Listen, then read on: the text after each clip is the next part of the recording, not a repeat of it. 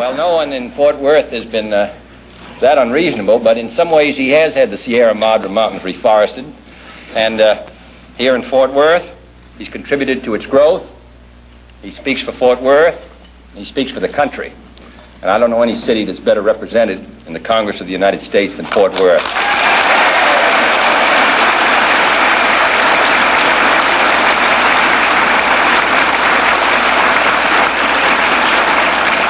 And if there are any Democrats here this morning, I'm sure you won't hold that against them.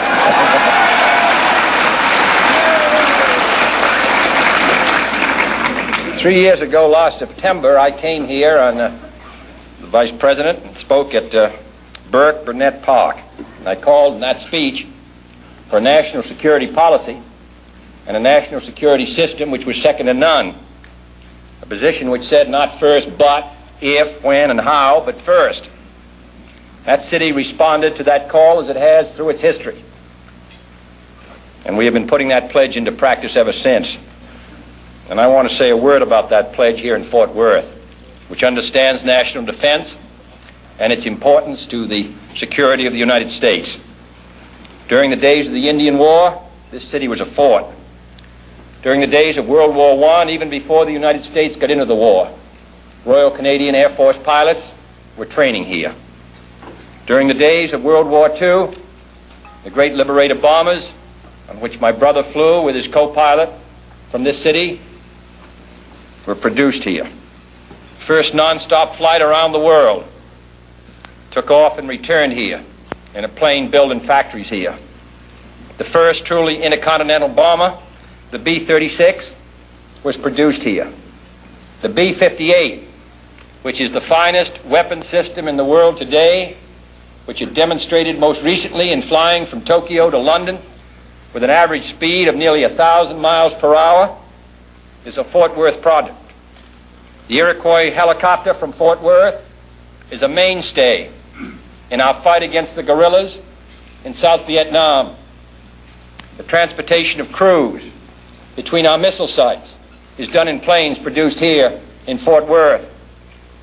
So wherever the confrontation may occur, and in the last 3 years it's occurred at least 3 occasions, in Laos, in Berlin, and in Cuba, and it will again. Wherever it occurs, the products of Fort Worth and the men of Fort Worth provide us with a sense of security. And in the not-too-distant future, a new Fort Worth product.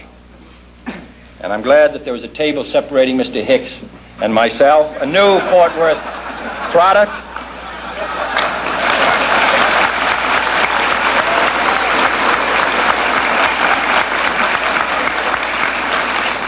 The TFX, Tactical Fighter Experimental.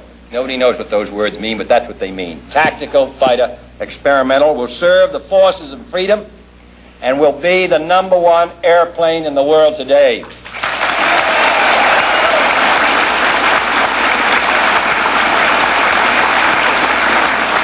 There's been a good deal of discussion of the long and hard-fought competition to win the TFX contract, but very little discussion about what this plane will do. It will be the first operational aircraft ever produced that can literally spread its wings through the air.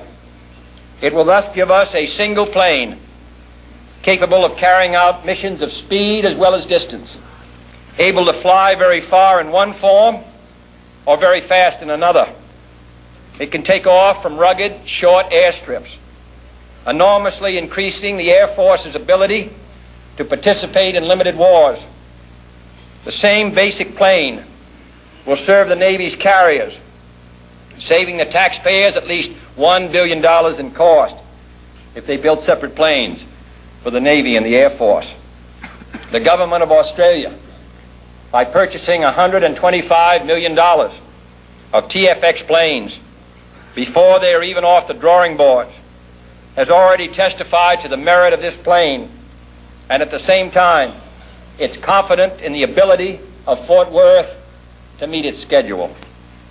In all these ways, the success of our national defense depends upon this city in the western United States 10,000 miles from Vietnam, 5,000 or 6,000 miles from Berlin, thousands of miles from trouble spots in Latin America and Africa or the Middle East. And yet Fort Worth and what it does and what it produces participates in all these great historic events. Texas as a whole and Fort Worth bear particular responsibility for this national defense effort.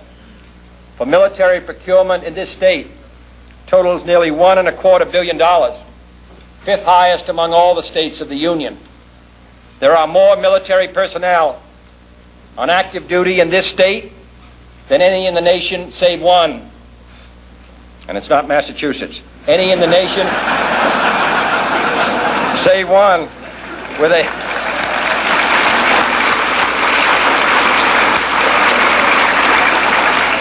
combined military-civilian defense payroll of well over $1 billion. I don't recite these for any partisan purpose. They're the result of American determination to be second to none.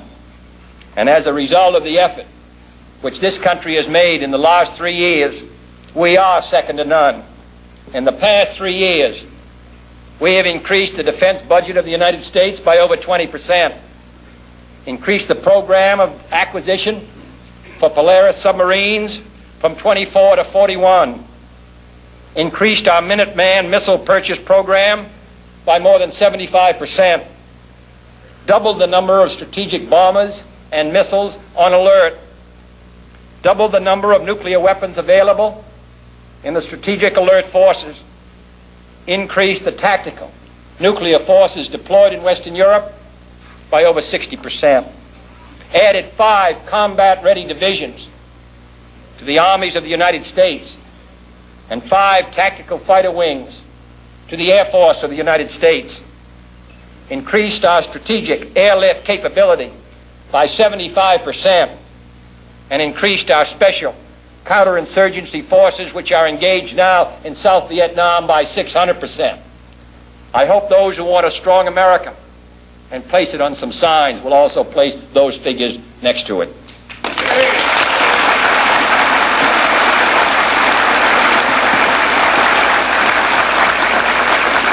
This is not an easy effort. This requires sacrifice by the people of the United States. But this is a very dangerous and uncertain world. As I said earlier, on 3 occasions in the last 3 years, the United States has had a direct confrontation. No one can say when it will come again.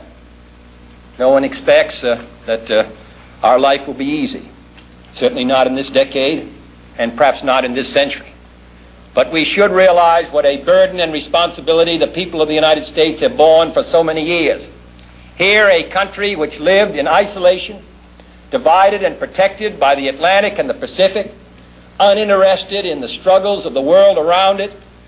Here, in the short space of 18 years after the Second World War, we put ourselves by our own will and by necessity into defensive alliances with countries all around the globe. Without the United States, South Vietnam would collapse overnight. Without the United States, the SEATO alliance would collapse overnight. Without the United States, the CENTO alliance would collapse overnight.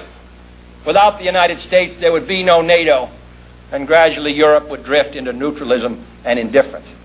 Without the effort of the United States and the Alliance for Progress, the communist advance onto the mainland of South America would long ago have taken place. So this country, which desires only to be free, which desires to be secure, which desires to live at peace for 18 years under 3 different administrations, has borne more than its share of the burden, has stood watch for more than its number of years. I don't think that we are fatigued or tired. We would like to live as we once lived, but history will not permit it. The communist balance of power is still strong. The balance of power is still on the side of freedom. We are still the keystone and the arch of freedom, and I think we will continue to do as we have done in our past, our duty, and the people of Texas will be in the lead. So I'm glad to come.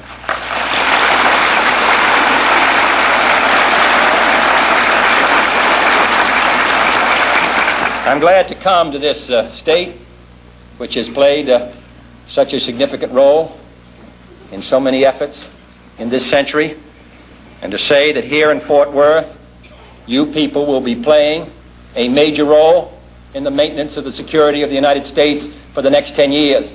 I'm confident, as I look to the future, that our chances for security, our chances for peace, are better than they've been in the past. And the reason is because we're stronger. And with that strength is a determination to not only maintain the peace, but also the vital interests of the United States. To that great cause, Texas and the United States are committed. Thank you.